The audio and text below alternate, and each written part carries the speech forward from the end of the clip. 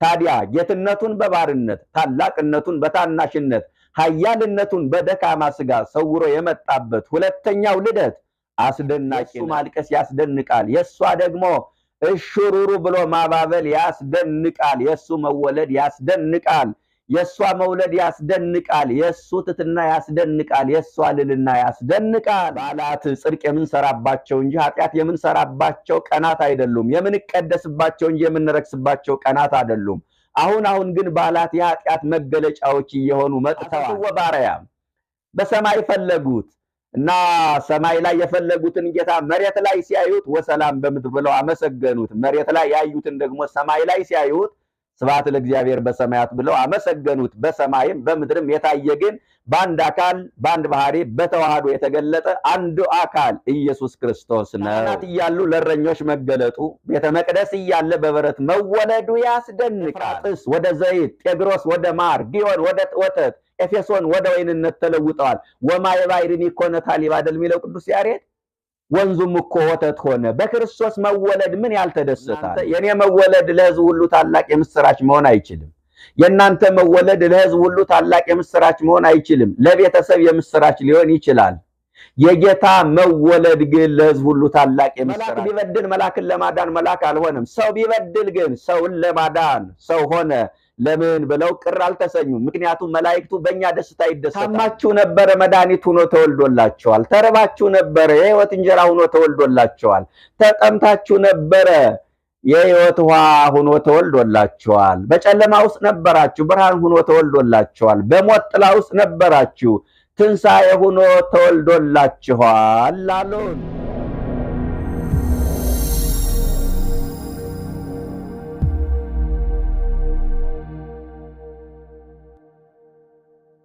በስመ አብ ወወልድ ወመንፈስ ቅዱስ አሃዱ አምላክ አሜን። በተለያየ ስፍራ የምትገኙ ኦርቶዶክሳውያን በያላችሁበት እንደምን አላችሁ? እንኳን ለብርሃነ ልደቱ በሰላም አደረሳችሁ አደረሰን። ለቀዳማዊ ልደት አመስጠሮ ወደ ካልው ልደት አመንከሮ። የመጀመሪያውን ልደት ረቂቅ አደረገው፣ ሁለተኛውን ልደት አስደናቂ አደረገው።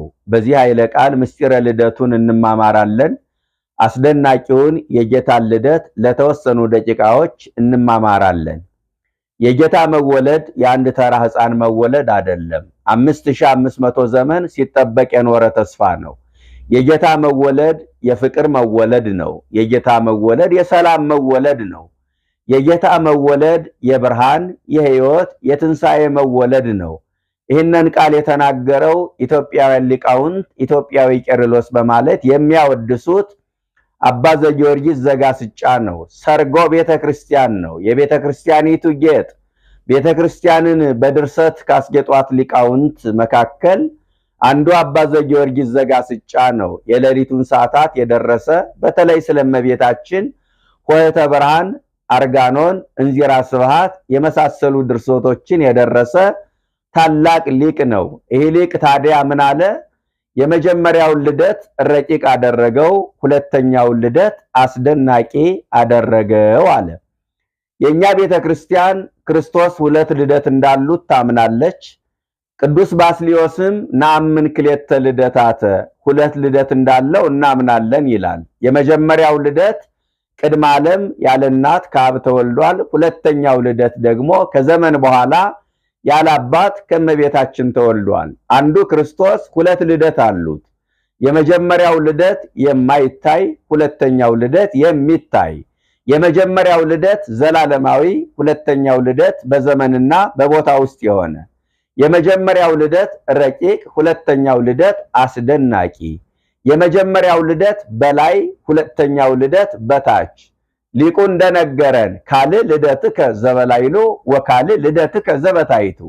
አንደኛው ልደት በላይ ነው፣ ሌላኛው ልደት ደግሞ በታች ነው ይላል።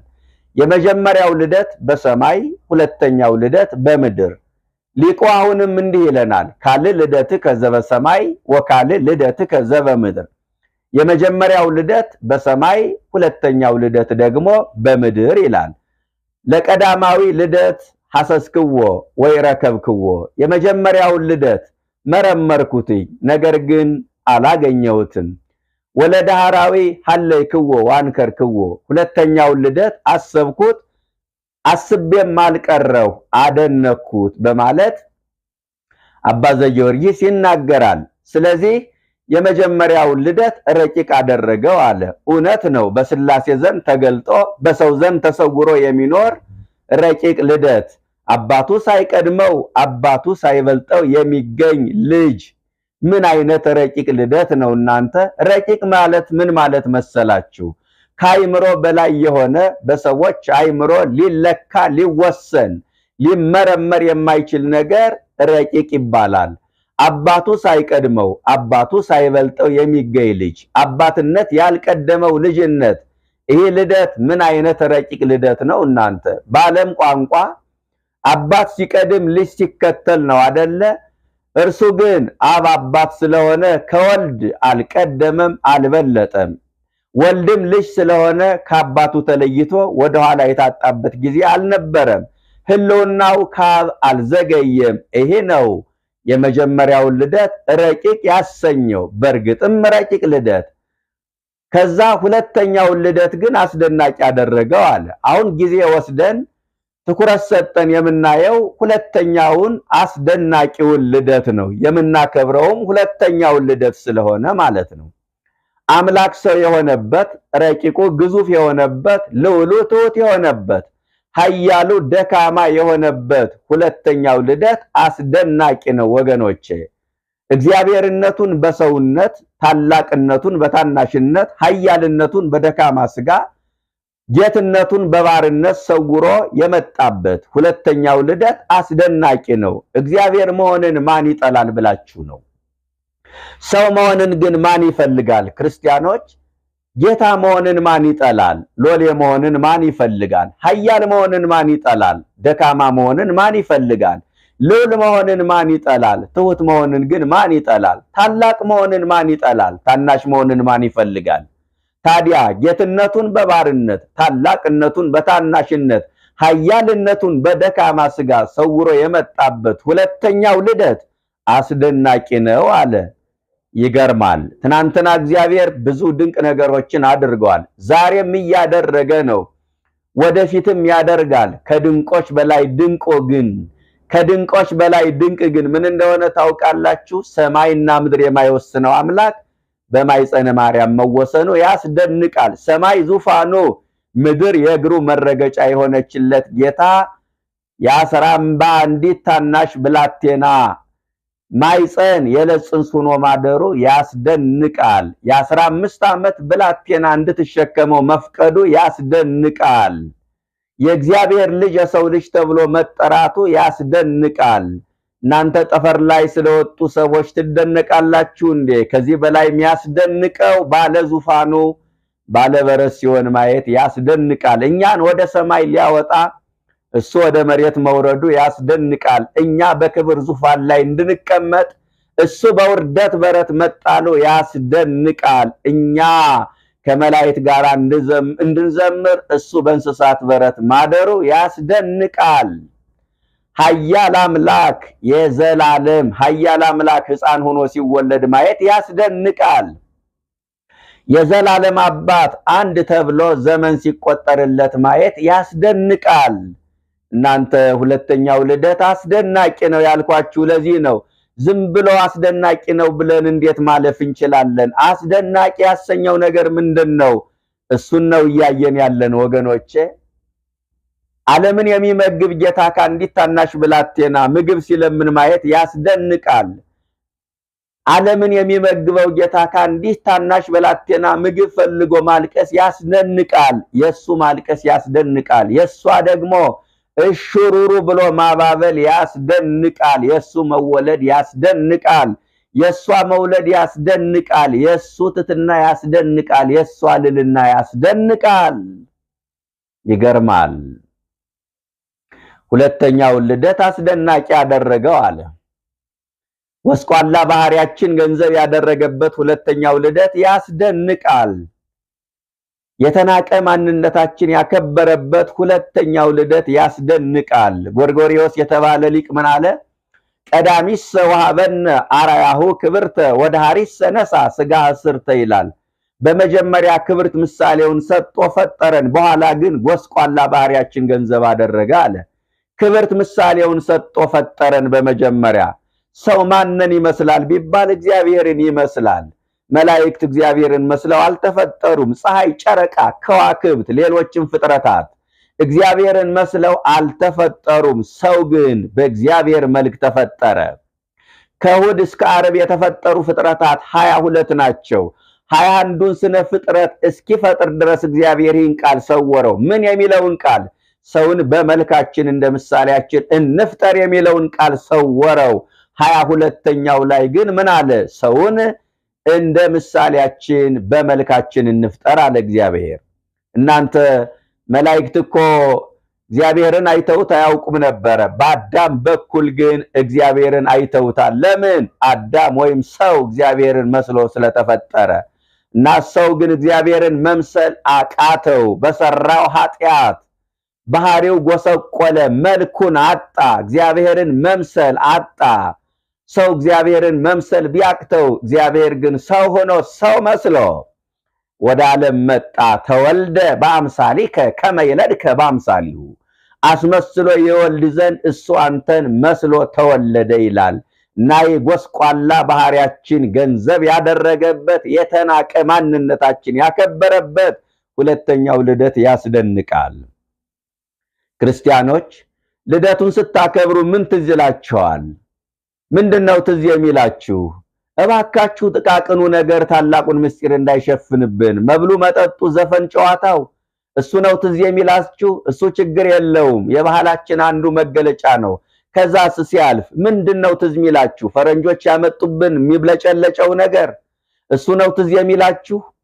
ፈረንጆቹ ገና ልደት ሲመጣ ትዝ የሚላቸው ስለ ገና ዛፍ፣ ስለ ገና አባት፣ ስለ በረዶ ለሕፃናት ስለሚያድሉት ከረሚላ ነው። በሀገራችን ባህሉ በጎ ቢሆንም ትዝ የሚላቸው የገና ጨዋታ ነው። አሁን እየተረሳ የመጣ ይመስላል። እባካችሁ ትልቁን ምስጢር ጥቃቅኑ ነገሮች እንዳይሸፍኑብን ያልኳችሁ ለዚህ ነው። በዓላት ሲመጡ በዓላትን ተጠግተው በዓላትን ሊያደበዝዙ የሚችሉ ነገሮች አሉ። መቼም ዳንኪራው፣ ኮንሰርቱ የሚዘጋጀው፣ ዳንኪራው የሚረገጠው፣ ሙዚቃው የሚደራው በእኛ በዓል ነው። በዓላት ጽድቅ የምንሰራባቸው እንጂ ኃጢአት የምንሰራባቸው ቀናት አይደሉም። የምንቀደስባቸው እንጂ የምንረክስባቸው ቀናት አይደሉም። አሁን ግን በዓላት የኃጢአት መገለጫዎች እየሆኑ መጥተዋል። በዓላት በረከትን ምንታቀፍባቸው ምንጋበዝባቸው እንጂ መርገምን የምንጋበዝባቸው ቀናት አይደሉምና እባካችሁ የበዓሉን ምስጢር ጥቃቅን የሆነው ነገር እንዳይሸፍንብን እፈራለሁ። አምላክ ሰው ሆነ፣ ሰው አምላክ ሆነ ብሎ መዘመር ቀላል ነው። በእውነት የልደቱን ምስጢር ስንመረምረው ግን ያስደንቃል። እስካሁን የዘረዘርኳቸው የተከናወኑበት ሁለተኛው ልደት አስደናቂ ነው። የተናቀ ማንነታችን፣ ጎስቋላ ባህሪያችን ገንዘብ ያደረገበት ሁለተኛው ልደት ያስደንቃል። እናንተ በልደቱ የተናቁ ነገሮችን ሲመርጥ ታያላችሁ። አስደናቂ ያሰኘው ይሄ ነው። ከሀገር የተናቀች ሀገር ቤተልሔምን ሲመርጥ ታያላችሁ። ብዙ ኃያላን ሀገራት እኮ አሉ። ነገር ግን ቤተልሔምን ሲመርጥ እናያለን። ቤተልሔም ድህነት ያጠቃት ከተማ ነች። በችግር የተመታች ከተማ ነች። በላይዋ ላይ የተቀመጡባትን ሰቦች እንደ ብረት ምጣድ በችግር እሳት እየለበለበች የምታባረር ከተማ ነች። እነ ኑኃሚን በረሃብ ምክንያት ከዚች ከተማ ተሰደው ወደ ሞዓብ ሄደዋል። ከዚች ከተማ ወጥተው ወደ ሞዓብ ተሰደዋል። ቤተልሔም ማለት ግን የእንጀራ ቤት ማለት ነው። ስሟ ከግብሯ ጋር ግን አልተስተካከለም። አንዳንድ ጊዜ ስማችን ከግብራችን ጋር እንደማይገናኝ ታውቃላችሁ ወገኖቼ። ሰላም እየተባለች ሰላም የምትነሳ የለችም። ትዕግስት እየተባለች ቁጣ የሚላት እህት የለችም። ቸርነት እየተባለ ቋጣሪ ንፉግ ሰው የለም ብላችሁ ነው። ይሁዳ ማለት ምን ማለት መሰላችሁ? ታማኝ ማለት ነው። ግን ስሙ ከግብሩ ጋር ተስተካክሏል እንዴ? አልተስተካከለም። መታመን አቅቶት ጌታውን በ30 ብር ሽጦታል። ዛሬ ለልጁ ይሁዳ ብሎ ስም የሚያወጣ አለ? የለም። ትርጉሙ ጥሩ ስላልሆነ ነው እንዴ? አይደለም። ትርጉሙማ ጥሩ ነው። ነገር ግን ስሙ ከግብሩ ጋር ስላልተስተካከለ ነዋ። ጴጥሮስ እየተባለ ማጀራት መቻል አይደል እንዴ? ዮሐንስ እየተባለ ሰካራም አለ። ማርያማዊት ተብላ እየተጠራች በሱስ የተጠመደች ሴት እኮ አለች። እና ቤተልሔም ማለት የእንጀራ ቤት ማለት ነው። ስሟ ከግብሯ ጋር ግን አልተስተካከለም። እንጀራ የለባትም። ለካስ እግዚአብሔር የነገን አይቶ ነው ስም ያወጣላት። ስምን መልአክ ያወጣዋል ሊባል የለ ምዕመናን። ዓለምን የሚያጠግበው የሕይወት እንጀራ ክርስቶስ ሲወለድባት ግን ቤተልሔም ስሟ ከግብሯ ጋር ተስተካከለ። እነ ኑኃሚን ተማረው የተሰደዱባት ከተማ ሰብአ ሰገል መጠው ሰገዱላት። መላእክቱ መጠው ዘመሩባት። ከሀገር የተናቀች ሀገር ቤተልሔምን ሲመርታ ያላችሁ ልደቱን አስደናቂ ያሰኘው ይሄ ነው። ከቦታ በረትን ሲመርታ ያላችሁ መንገድ ላይ ስለተወለዱ ሕፃናት ሰምተን ይሆናል። በረት ላይ የተወለደ ሕፃን ሰምታችሁ ታውቃላችሁ? በረት ላይ የተወለደ የዓለም መድኃኒት ክርስቶስ ብቻ ነው። በቤተ መንግስት ይወለዳል ተብሎ ሲጠበቅ በከብቶች በረት ተወለደ። ወርቀ ዘቦ ግምጃ ይለብሳል ተብሎ ሲጠበቅ በጨርቅ ተጠቀለለ። ይገርማል። እንዲያውም ሉቃስ ምን ይላል? የሉቃስ ወንጌል ምዕራፍ 2 ቁጥር 7 ላይ በመጠቅለያ ጠቀለለችው ይላል። መጠቅለያ አባቶቻችን ሰፋፊ ቅጠል ብለው ተርጉመውታል። የበለስ ቅጠል ብለው ተርጉመውታል። ቅዱስ ያሬድም ወከደነቶ እሙ ቆጽለ በለሶን፣ እናቱ የበለስ ቅጠል ቆርጣ ለበሰችው። ለምን? አዳም ዕፀ በለስ በልቶ ጸጋው ተገፎ የለ ዕፀ በለስ በልተ ጸጋ ቢገፈፍ ቅጠል ለብሼ የበለስ ቅጠል በልሼ ጸጋህን መልስልሃለሁ ሲል መድኃኔዓለም የበለስ ቅጠል ለበሰ። ከአንዲት ልዕልት ይወለዳል ተብሎ ሲጠበቅ ከአንዲት ድሃ ድንግል ተወለደ። አያችሁ፣ ከአንዲት ድሃ ድንግል ተወለደ። ጦር ሰብስቦ ከሮማውያን የቅኝ አገዛዝ ነፃ ያወጣናል ብለው ሲጠብቁት እርሱ ግን የሰላም ሰው ነበረ። ሳይታገል የጣለ ሳያቆስል የማረከ እንደ ኢየሱስ ክርስቶስ ማን አለ? በኢየሩሳሌም ይነግሳል ተብሎ ሲጠበቅ መስቀሉን ዙፋን አድርጎ ሞተ። እንደጠበቁት ሆኖ ስላልመጣላቸው የገዛ ወገኖቹ አልተቀበሉትም ይላል። አሁን እስራኤል ገና መሲሁ ይመጣል ብላ ጉድ ጉድ ትላለች። ዋናውን ክርስቶስ ለመቀበል የልቧን በር ቆለፈች። ሐሰተኛውን ለመቀበል ግን ጉድ ጉድ እያለች ነው እስራኤል። እንደጠበቁት ሆኖ ስላልመጣላቸው ብዙዎቹ ክርስቶስ የመጣው በጠበቁት መንገድ አይደለም። ስለዚህ ለአንዳንዶቹ ጌታ ከፍ አለባቸው፣ ለአንዳንዶቹ ራቃቸው፣ ለአንዳንዶቹ ረቀቀባቸው። እንኳን ለሰው ልጅ ለመላእክት እንኳን ረቋል እኮ ጌታ። ሐሰስወ ባሪያም በሰማይ ፈለጉት እና ሰማይ ላይ የፈለጉትን ጌታ መሬት ላይ ሲያዩት ወሰላም በምድር ብለው አመሰገኑት። መሬት ላይ ያዩትን ደግሞ ሰማይ ላይ ሲያዩት ስብሐት ለእግዚአብሔር በሰማያት ብለው አመሰገኑት። በሰማይም በምድርም የታየ ግን በአንድ አካል በአንድ ባህሪ በተዋህዶ የተገለጠ አንዱ አካል ኢየሱስ ክርስቶስ ነው። ይገርማል። እና ከቦታ በረትን ሲመርታ ያላችሁ ይሄ ያስደንቃል ወገኖቼ። ሶስተኛ ከጾታ ሴትነትን ሲመርታ ያላችሁ። ሴትነት ከልደተ ክርስቶስ በፊት የተናቀ ነው። ሴቶች አይሁድ ለሴቶች ካላቸው ንቀት የተነሳ ሴትን ልጅ በዘር ሐረግ አስገብተው አይቆጥሩም። የማቴዎስ ወንጌል ምዕራፍ 1 ስታነቡ የክርስቶስ የዘር ሐረግ የተቆጠረው በዮሴፍ በኩል ነው። እመቤታችን በቅጽል ከኋላ ነው የመጣች። ለምን? ለሴቶች ካላቸው ንቀት የተነሳ ማለት ነው። እንደ ክርስትና እኮ የሴቶችን መብት ያረጋገጠ የለም። እንደ ክርስቶስ የሴቶችን እኩልነት ያከበረ የለም። የሴቶችን መብት ያረጋገጡልን የዘመናችን መሪዎች አይደሉም፣ ኢየሱስ ክርስቶስ ነው ወገኖቼ። ከሴቲቱ ተወልዶ አሁንም ድረስ የሴት ልጅ መባል እንደ ስድብ ነው አይደል የሚቆጠር። ኢየሱስ ክርስቶስ ግን ያላባት ከሴቲቱ ተወልዶ የሴት ልጅ መባል ክብር መሆኑን አስተማረን። ስሙ የተመሰገነ ይሁን። አራተኛ ከስራ እረኝነትን ሲመርጥ ታያላችሁ። እረኝነትን አሁንስ ድረስ ማን ያከብረዋል? በግ ጠባቂን ማን ያከብረዋል? እሱ ግን ከእረኞች ጋር ጉዳይ አለው። ሙሴ እረኛ ነው፣ በኮሬብ ተገለጠለት። ዳዊት እረኛ ነው፣ ለንግስና መረጠው። ትቢያ ላይ አስነስቶ ዙፋን ላይ አስቀመጠው። ኮፍያውን አንስቶ ዘውዱን ጫነለት። ቁምጣውን አውልቆ የክብር ልብስ አለበሰለት። በመጨረሻ ትልቁ እረኛ ለትንንሽ እረኞች በቤተ መንግስት ትልቁ እረኛ ለትንንሽ እረኞች በቤተልሔም ተገለጠ። ካህናት እያሉ ለእረኞች መገለጡ፣ ቤተ መቅደስ እያለ በበረት መወለዱ ያስደንቃል። አያችሁ፣ የተናቁ ነገሮችን የመረጠበት ሁለተኛው ልደት አስደናቂ ነው አለ። ይገርማል። አሁን አስደናቂ ያሰኘው ምንድን ነው የሚለውን ነው እያሳየኋችሁ ያለሁት ወገኖቼ። ያሳየኋችሁ ይህንን ነው። በጣም ይገርመኛል፣ ይደንቀኛል። የተዋህዶ ልጆች ይሄ ብቻ አይደለም፣ እየገፋ ነው እኛን የተቀበለበት ሁለተኛው ልደት ያስደንቃል። የሉቃስ ወንጌል ምዕራፍ 2 ቁጥር 7 ላይ በእንግዶች ማደሪያ ስፍራ ስላልነበራቸው በበረት አስተኛችሁ ይላል። አያችሁ፣ ይሄ እኮ መገፋት ነው አይደለ? በበረት አስተኛችሁ። ክርስቶስ የተወለደው የሰው ልጅ በሚቆጠርበት ዕለት ነው። ለምን? ፍጹም አምላክ እንደመሆኑ መጠን ፍጹም ሰው ነውና የዓለም አንዱ አባል ሆኖ መቆጠር ስላለበት፣ ዜጋ ሆኖ መቆጠር ስላለበት የሰው ዘር በሚቆጠርበት ዕለት ክርስቶስ ተወለደ። የቆጠራ ቦታው ደግሞ ቤተልሔም ነው፣ ትንቢት ተነግሯልና። ስለዚህ ጌታችን ጸንሳ እመቤታችን ወደ ቤተልሔም ሄደች። በዚያም የመውለጃዋ ወራት ደረሰ። ወወለደት ወልደ ዘበኩራ፣ የበኩር ልጇን ወለደች። ክርስቶስን በኩር እንለዋለን ስለ ሶስት ነገር። አንደኛ በድንግልና ተጸንሶ በድንግልና መውለዱ በኩር አሰኝቶታል። ሁለተኛ በተዘጋ መቃብር መውጣቱ፣ መቃብር ክፈቱልኝ መግነዙን ፍቱልኝ ድንጋዩን አንሱልኝ ሳይል ብርሃን ለብሶ ብርሃን ተጎናጽፎ መነሳቱ በኩር አሰኝቶታል። ሶስተኛ በተዘጋ መቃብር መውጣቱ ነው በዝግ ቤት በሐዋርያት መካከል መገኘቱ በኩር አሰኝቶታል። እና በዛ የመውለጃዋ ወራት ደረሰ። ወለደት ወልደ፣ የበኩር ልጇን ወለደችው።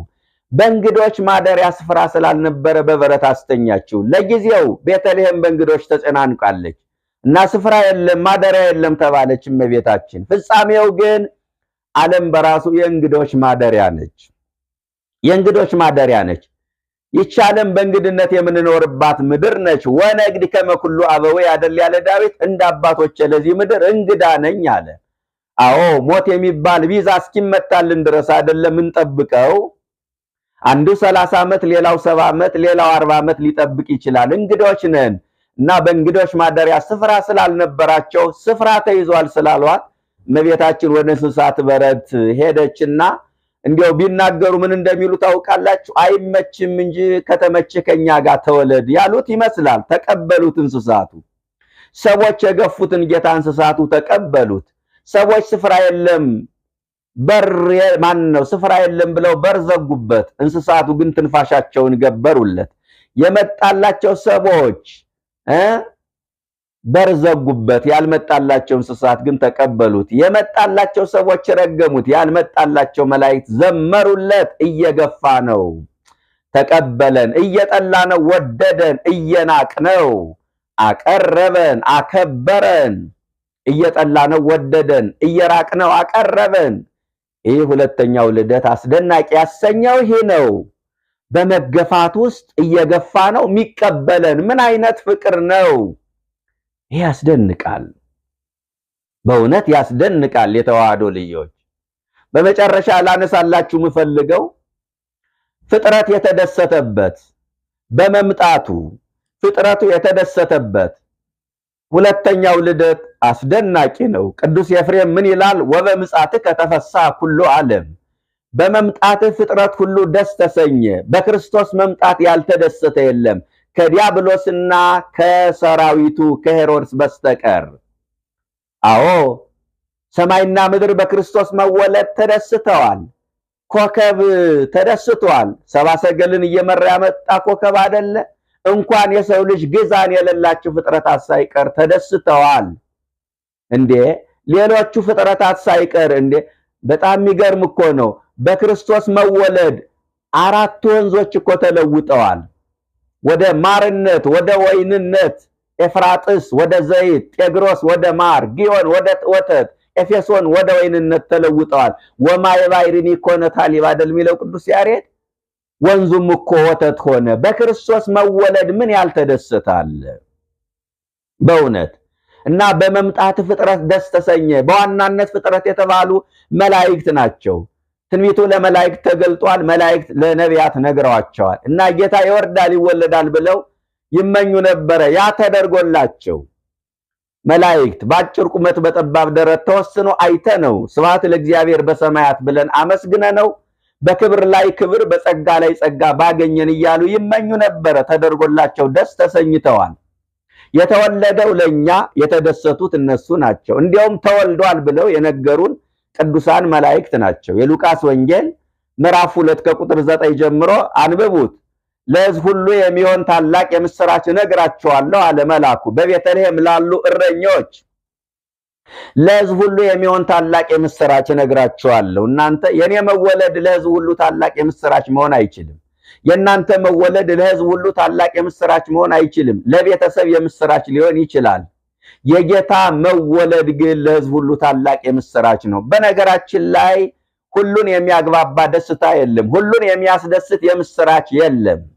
ለአንዱ የምስራች ነው ብለን የነገርነው ለሌላው መርዶ ሊሆን ይችላል። ለአንዱ ደስታ ነው ብለን የነገርነው ለሌላው ለቅሶ ሊሆን ይችላል።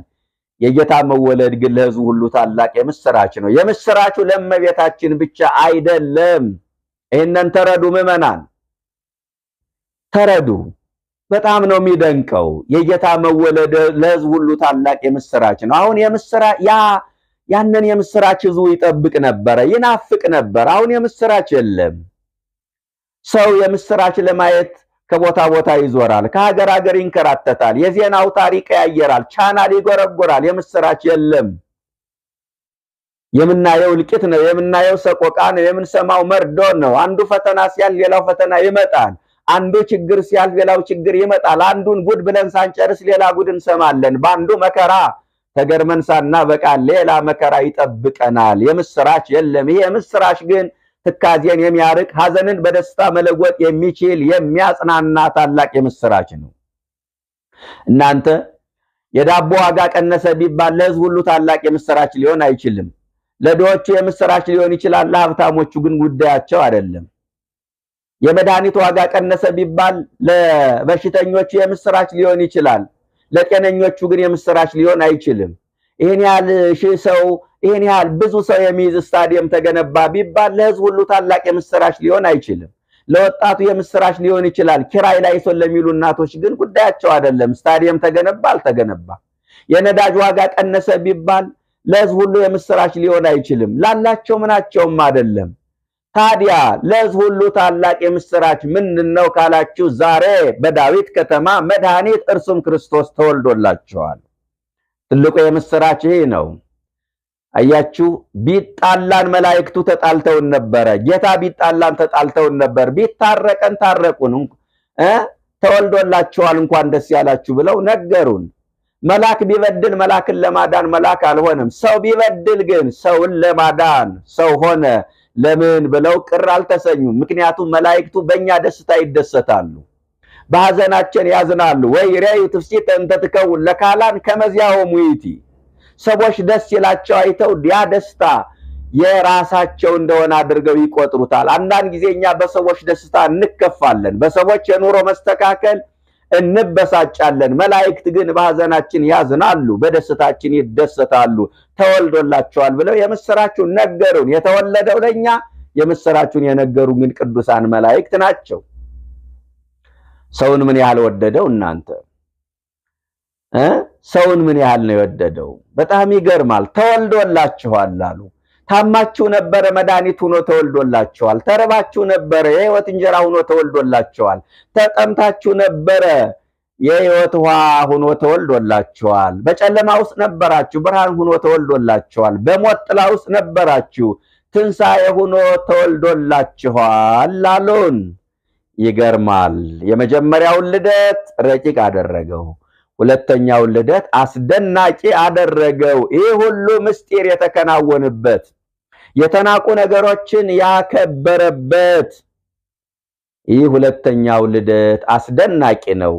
ዘርዝረን ያየናቸው ነገሮች በሙሉ የተከናወኑበት ሁለተኛው ምስጢር አስደናቂ ነው። በእውነት አስደናቂውን ልደት እያሰብን ፍቅሩ እንዲገዛን ሁላችንንም ቅዱስና መልካም ፈቃዱ ይሁንልን።